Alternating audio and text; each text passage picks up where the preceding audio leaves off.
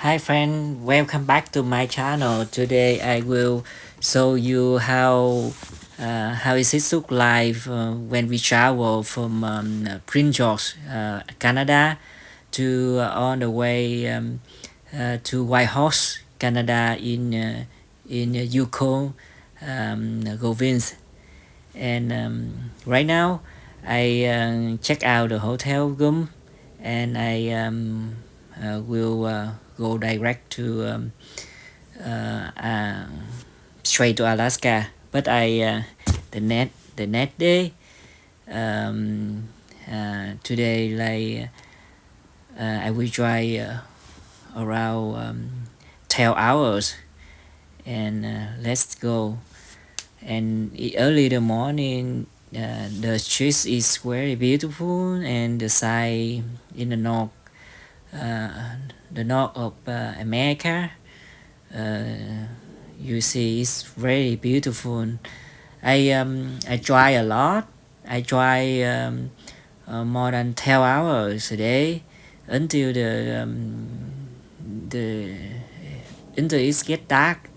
I will stop and find a hotel, and usually I stay in a big city, and I because it's more safe for me. I This is my first trip. I travel from Washington State to Alaska. So did the second day from Green George city to Whitehorse city in Yukon. And yeah, it's very interesting that you if you cured you know how the road look like and how the weather. This is the summer. I try to Alaska late June.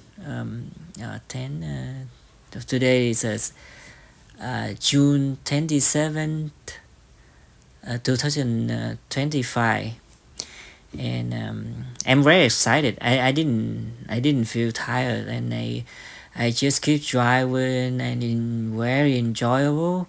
And the road sometimes choppy, but most of them is very smooth, and it's work fine with me. And yeah, let's see what going on the road, and you will see. You have some kind of idea how we travel across Alaska to no across Canada to Alaska. So this is a good experience. If you have ever travel before, so I give you an idea to see how does it look like. Okay, let's go, and you can watch where the weather and the size changing all the time. I travel more than 100 miles per hour, and um, it's interesting for me every moment, and I like it. I like this trip so a lot. This part of the trip feels very different from yesterday. Yesterday, I still felt like I was close to cities and normal life. But today, it feels like I'm slowly leaving everything behind and heading into a real wilderness. Prince George is known as the northern capital of British Columbia. It's one of the last major cities you see before heading deep into northern Canada. Before leaving, I make sure to fill up my gas tank, grab enough food, water, and snacks because from here on, things start to spread out. And I'm not kidding. Gas stations, restaurants, even people, they become fewer and farther between. As I left Prince George this morning, I had this feeling in my mind like, okay, this is it. And now the hero journey begins. Mm, There's a mix of excitement and a little bit of nervousness too, because you really don't know what's ahead. Driving north, the first thing you notice is just how big and often everything is. The highway stretches out in front of you for miles and miles. On both sides, you see the endless forest. This is the part of the boreal forest, one of the largest forest systems in the world. Trees like spruce, pine, and birch cover everything as far as you can see. Sometimes I look out the window and think there could be no one out here for hundreds of miles. It really gives you a sense of how small we are compared to nature. And the silence, that's something special. No city noise, no traffic, just the sound of your car and the wind is peaceful in a way that's hard to describe. One thing about driving this route, you learn to slow down. This is not a road where you rush. There's no reason to hurry. Instead, you just take your time, enjoy the view, and let the journey happen. Sometimes I go 20 and even 30 minutes without seeing another car, and honestly, it feel kind of amazing. But at the same time, it reminds you you're really far from everything. Now let's talk about something very important out here, wildlife. This area is full of animals, black bears, moose, owls, even wolves, and they don't stay far away from the road. Sometimes they roast right in front of you, especially early in the morning or late in the evening. You have to stay very alert. Moose, for example, are huge and they can appear out of nowhere. Hitting one is extremely dangerous, so you always keep your eyes on the road. But at the same time, seeing wildlife is one of the highlights of this trip. Every time I see something in the distance, I start wondering, is that a bear or just a shadow? It adds a little excitement to every mile. As I continue driving, I pass small towns along the way. These towns may look simple, but they are very important. Places like Port St. John and other stops give the travelers a chance to refuel, grab food, and rest. People live here are used to this lifestyle, quiet, remote, and very connected to nature. Life here is not fast like in the city. It's more vertical. People land ahead, help each other, and live with the environment, not against it. I have started to really appreciate this small town because you are out here. Every stop matters. Another thing I noticed is how the landscape slowly they change. Sometimes you are driving through thick forest, then suddenly it's up and up into wide valleys. Then you start seeing mountains in the distance. The sky feel bigger out here. The clouds could feel closer, and the lights, especially in summer, is just beautiful. Then there are moments where I just want to pull over, get out of the car, and take it on in. Because honestly, pictures and videos don't fully capture how it feels to be here. Driving this road also gives you time to think. There are no rush, no distraction, just you, your thoughts, and the roads ahead. And for me, this is a part of the trip where it's really start to feel real, not just a land, not just something I talk about, but something I'm actually doing. So every mile not feel like I'm getting closer to Alaska. But at the same time, I realize this journey is those Canada is just as special. Right now, as I continue to Turks Whitehorse, I can feel the adventures getting deeper. The road is quieter, the land is wider, and everything feels more goals and touches. If you ever thought about doing this the dry the range jogs to wild horses, I would say don't just think of it as a way you get there. The goal is more experience. Take your time, be afraid, stay safe, and most importantly, enjoy every mile because this is where the real adventure begins. As you see, the mother bear with the two kids, and this is a kind of bear I see. This is the meat-eating bear you can see on the road, and it can appear anywhere and anytime. And just stop or just watch the other car go opposite. You see, and they will give the sign that they are animal, uh, so I can drive slowly and watch them. It's so excited. You see, this is the meat eating bear. Mm. As I continue driving north, one of the most beautiful and unexpected places I pass is Teslin Lake. At first, it just looks like a long stretch of water beside the highway, but when you realize how massive it really is, Teslin Lake stretches for miles and miles, surrounded by mountains and open land. The water is often calm, reflecting the skyline as a mirror.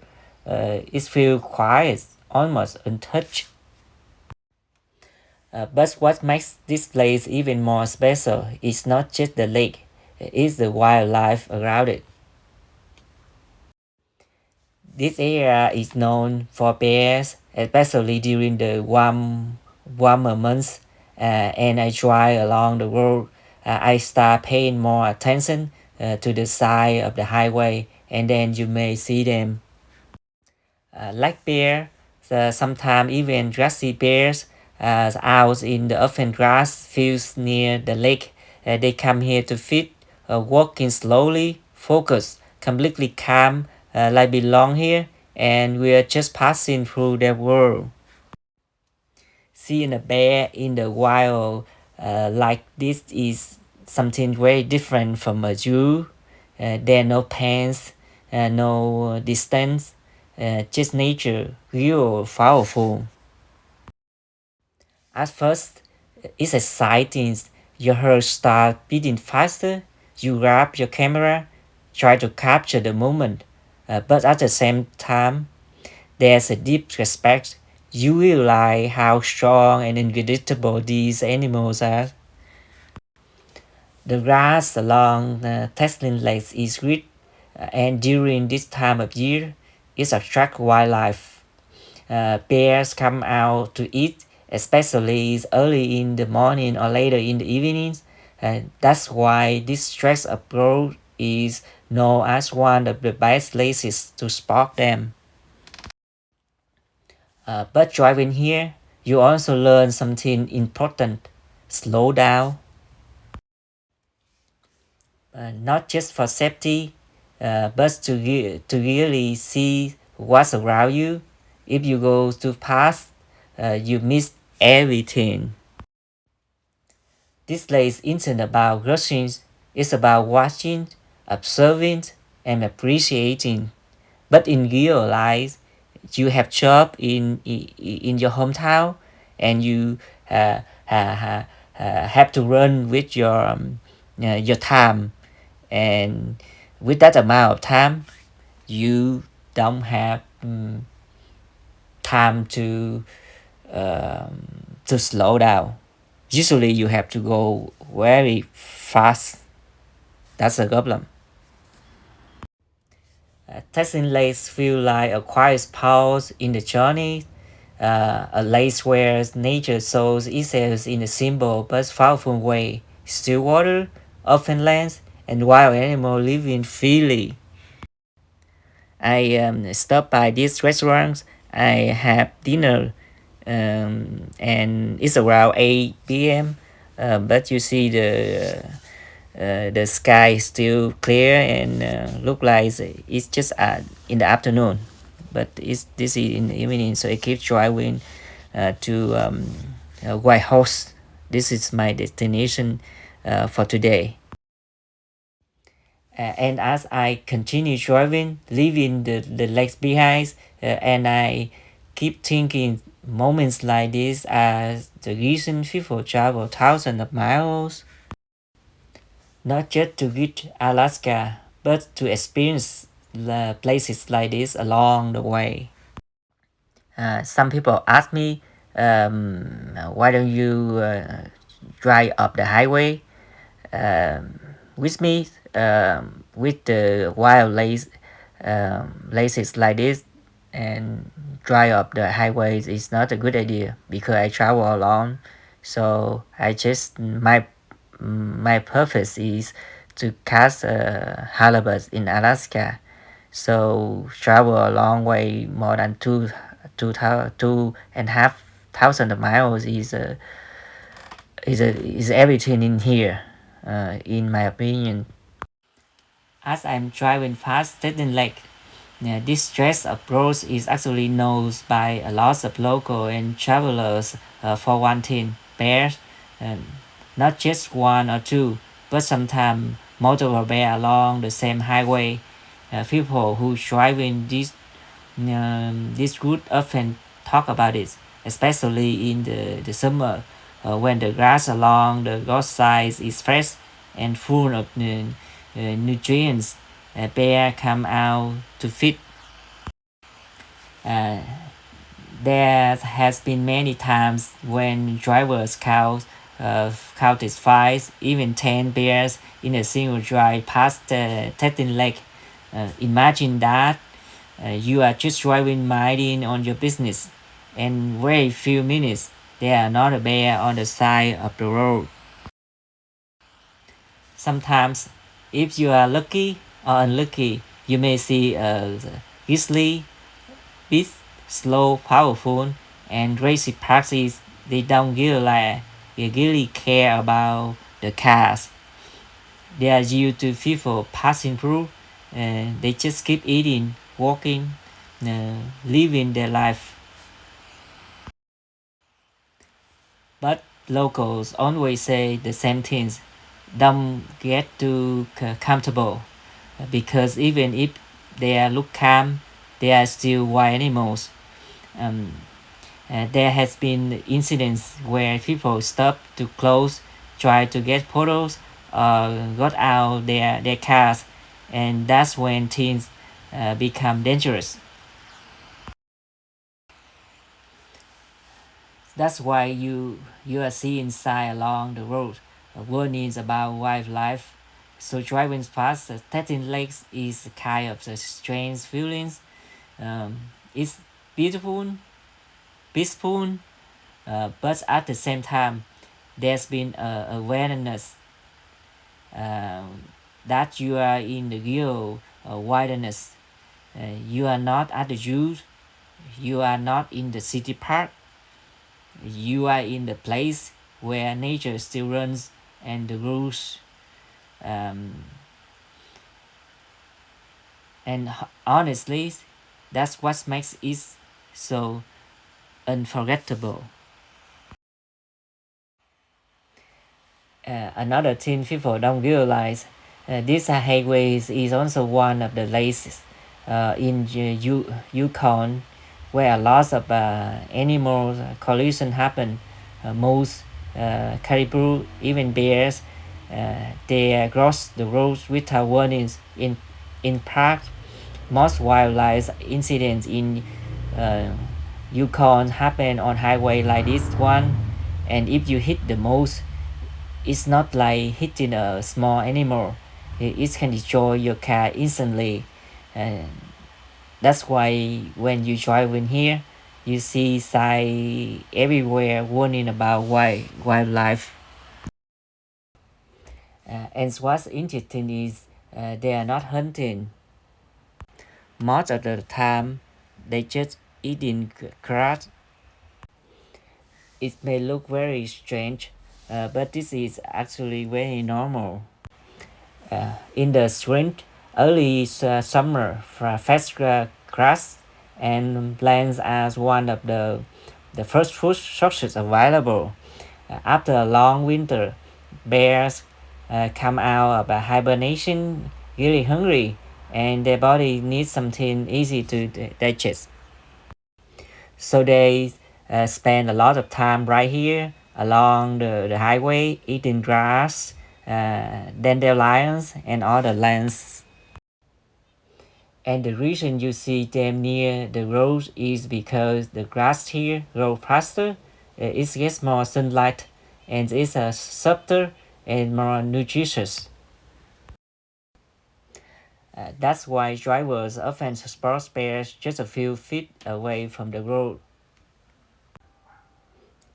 But even though they look calm, you have to remember they are still wild animals. They may ignore cars, but you should never get too close. So yes, seeing bears like this is actually one of most unique parts of driving through Yukon.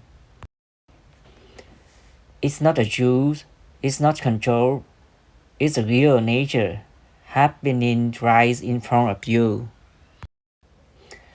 As I arrive in Whitehorse, everything feels like calm, peaceful, almost too quiet.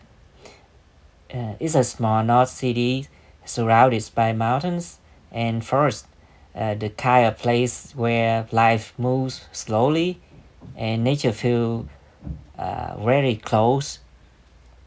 But the more time you spend here, the more you start to realize this place has stories. A long time ago, before the city events existed, the rivers here were wide and dangerous. People call it the Whitehorse rapids because the waves look like white horses running through the water.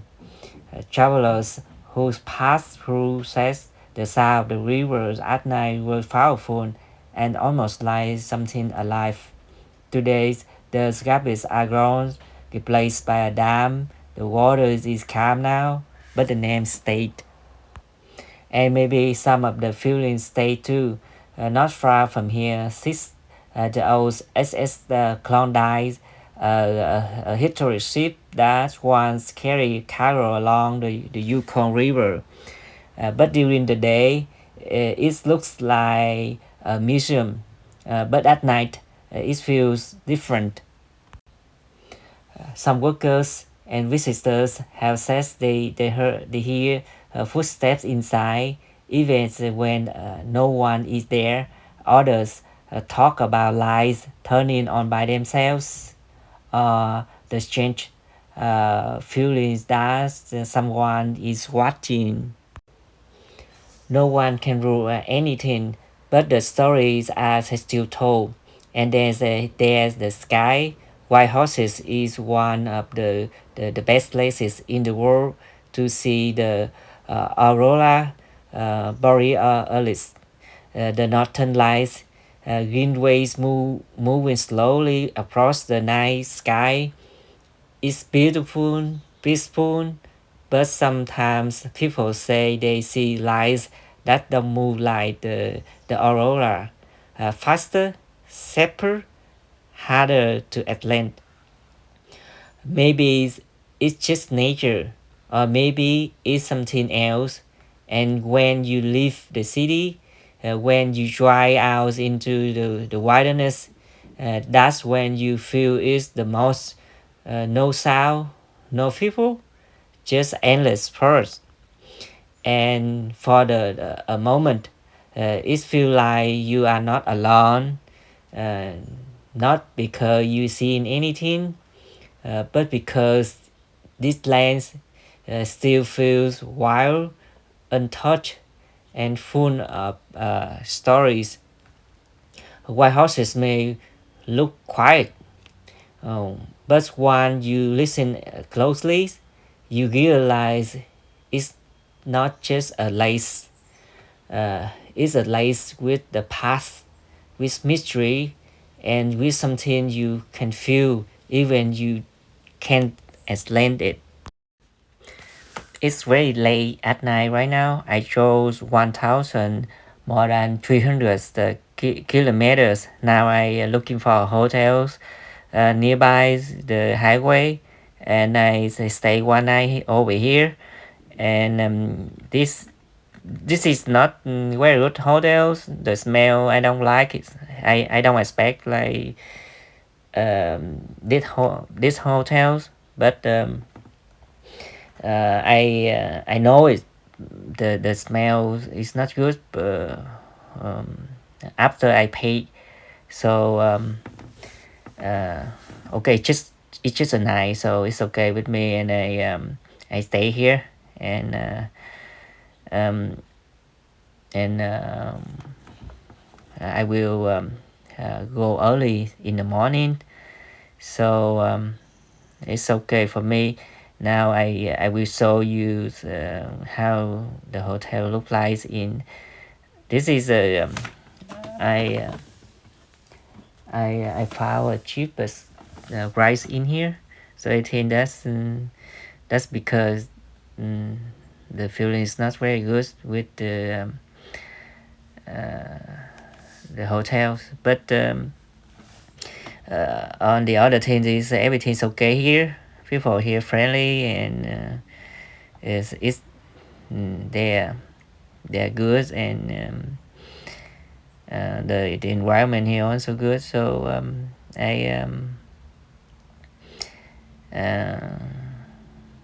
I just relax and um, keep going into Alaska, and see you in the next video, and I will show you how um, Alaska look like. Thank you. See you in the next video. Bye bye.